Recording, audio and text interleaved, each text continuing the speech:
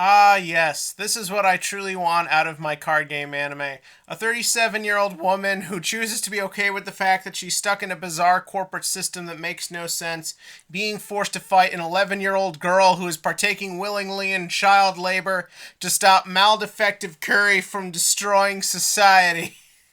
This is what we were expecting. Yeah, it's so weird. Yu-Gi-Oh! Is always, like, for many anime fans, the weirdest part of their, like, anime viewing schedule. And you know what? It still is for me! Yeah, so this week's Yu-Gi-Oh! Sevens, I know we're quite late in the week. I apologize. I really wanted to see how it would go trying to do all four shows I've been talking about in 1 week without skipping anything. To what the effects are, we'll figure it out as we go. But yeah, no, so this week's episode of Yu-Gi-Oh! Sevens is once again filler. Again, like, it's weird to judge what actually constitutes as filler in this one, because it is so laid back by nature, and the plot is so in the background. But just kind of what they did here doesn't feels kind of odd.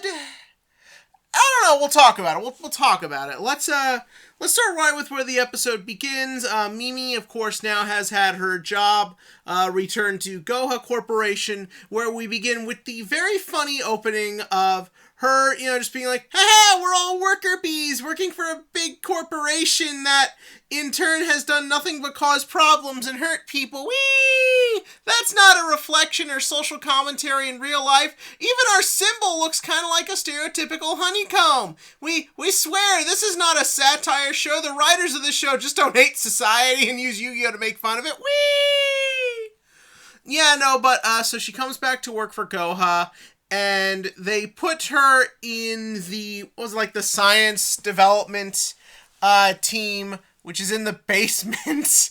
And they're just these wackos who just blow shit up every day. And that's kind of funny. Mimi's one of those characters. What makes her sort of funny is that she's kind of conniving, a little self-obsessed, kind of crazy. But that's kind of what makes it fun when she just goes through weird shit like this. Because she kind of brings it on herself, but also you do kind of like her enough to care enough to see how she's going to get out of it. But yeah, no, so she's in this lab, and she spends the whole morning just, like, doing these assholes, like, books and shit, because they're all, like, behind on the paperwork while they blow stuff up. They don't say it, but I choose to believe that this is the lab where they develop the mech lords. I know that's New Domino City, but remember, Yusei changed the future, so maybe that lab moved to wherever this show takes place, and this is where they make the Mech Lords. And by doing their paperwork, Mimi has in turn created the Mech Lords. It could mean the end of all humanity! Oh wait, what do Mech Lords do again? Oh, they suck. Yeah, we're fine. Anyways, so yeah, after that, it hits the lunch break, where Mimi goes up, and she's all like, oh yay, Roman, you're a chef. We of course have the goofy little introduction of everyone at the beginning. I feel like they missed an opportunity to turn it into a joke, Mimi realizing that these 5 11-year-old kids who the Goha Corporation technically hates for always causing them trouble have better jobs than she does. I kept expecting that joke, but they never really did it. But yeah, no, so she goes to the cafeteria where she was supposed to try Roman's curry, but of course Roman's curry is laced with PCP in an attempt to poison James Cameron and the rest of the set of Titanic as revenge for being fired. This is not a joke. This really happened. James Cameron is such an asshole, he convinced a disgruntled set employee to try and kill everybody. That little tangent's over. But yeah, no, so she gets up, where we see that the robots are all wearing masks and Roman is not, which is how I choose to believe that the anti-vaxxers will look at all of us who get to go to YCSs next year, while they do not. Get your vaccines, people! You can play Yu-Gi-Oh! In person again! Yep, so, then, she of course naturally gets something not Roman's curry. Roman's like, why won't you eat my curry, damn it, bitch? And so then naturally this results in, what is it, she wants to mix the curries together. Like, we can't let that happen because we'll fucking die. And so she's like, quick, duel! And so then they go to the duel, and I do think it's really funny that the images of the curry mixing is the same sort of like animation they use for polymerization. It's kind of an obvious joke to do for this episode, but I like it. And so then the duel happens, where the stakes is silly curry nonsense. And for the most part, I like this duel quite a bit. I love Mimi's like goofy narration about cooking. I love Roman kind of like being so like obnoxiously confident in it. I love Luke being the only one who likes the curry, trying to get it. They're like, no, you idiot. The problem comes in, and this was kind of the problem with last week that I didn't think of. Last week's episode was more funny than this. Like, this episode is pretty funny, but I don't know, I just liked last week more because the jokes were coming out more quicker. But yeah, no, so essentially what happens is that Roman debuts her fusion monster, which, for a lot of people, and in a lot of ways, is not really a problem. My kind of gripe here, and this is with Gakudo's as well, is that these are main characters getting big power-ups. Like, remember, Yu-Gi-Oh! Isn't, in a lot of ways, Yu-Gi-Oh! Is not like most shonens in that everything it does has to be represented through cards, not just bullshit magic nonsense. Okay, half the time it's bullshit magic nonsense.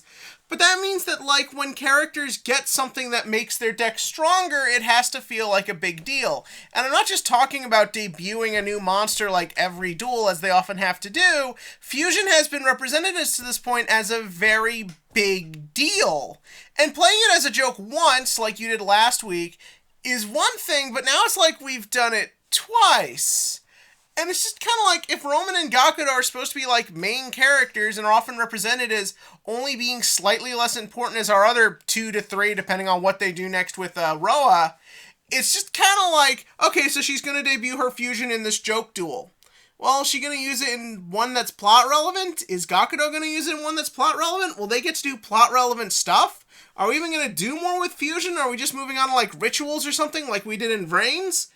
I don't know, and it's just kind of like, I want to feel like their fusions are important. I want to feel like them being main characters is important, and I want to feel like their decks progressing means something, but if 2 out of, like, 5 main characters, like, they're gonna get upgrades but not do anything with it, well, it's not really that exciting. To put it into perspective, if we're using the other Yu-Gi-Ohs, and again, it's hard to compare this to the other ones, because this one is easily the most comedic, it would be the equivalent if, say, something like, I don't know, Shining Flare Wingman premiered, like, 5 episodes prior in a joke episode, or if Majestic Red Dragon premiered when Jack dueled the... I don't even know fucking... You get my point. My point is that if upgrades are supposed to be important, they should be represented as being important. If they're not important, then they have to be not important for everybody.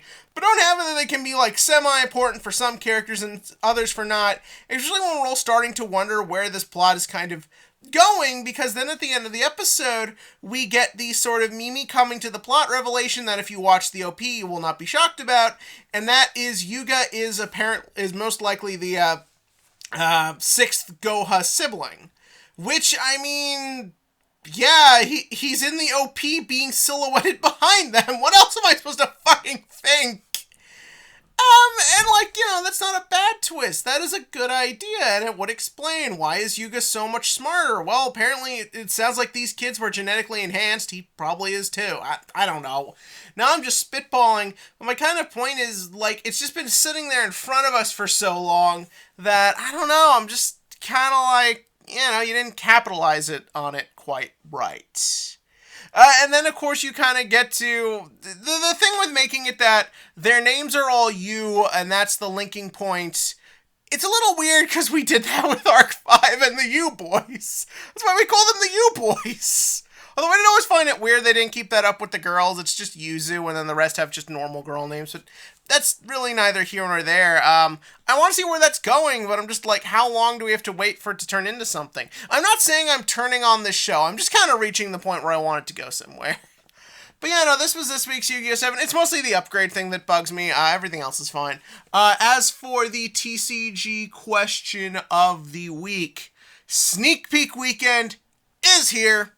Are you going for Sword Soul? Are you saying fuck everything going with the Destiny here? Or are you trying many of the other fun, other cards and stuff that come into the set? I would recommend, if you are interested in this set, get your stuff, not, like, it doesn't have to be week 1, but keep in mind we do have a YCS in January, which may seem like a long time, but if you're a procrastinator like me, that time goes by very quick.